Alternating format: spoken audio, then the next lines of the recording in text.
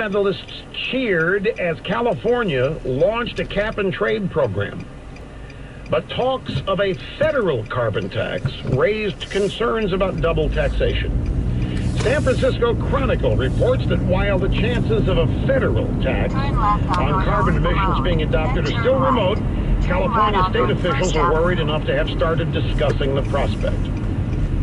Yeah, we're aware that it's a possibility, and we've been considering it as of late, said Stanley Young of the California Air Resources Board. We want to make sure the California companies continue to transition into the program without any sort of disadvantage. We promote the possibility of the federal government addressing climate change. We're all for that.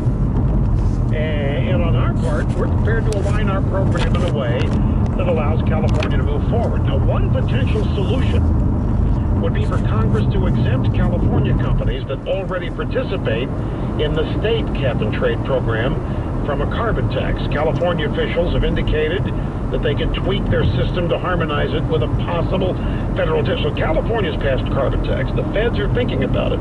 If the feds do, this leads to double taxation in California. State and federal carbon taxes. Now, California just voted to raise taxes on itself with Proposition 30. Some Californians, more than you would expect, are going to be paying a total of 53% in just income taxes, state and federal. Then the carbon tax is on top of that.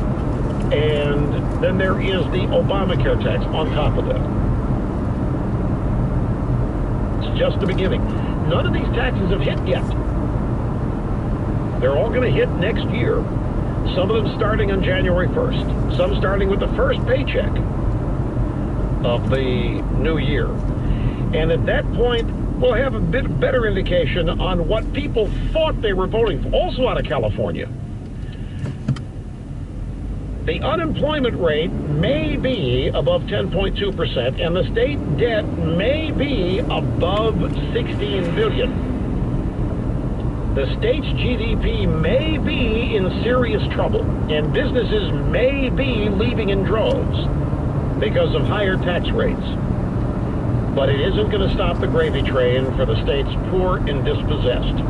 The California Public Utilities Commission is all set to greenlight a new program that would give homeless and low-income people free cell phones. An expansion of the Obama phone program and free service. So the California unemployment rate above 10.2, state debt $16 billion, people leaving the state, taxes going up left and right, and the homeless and low income are going to be given the entertainment you want. My team.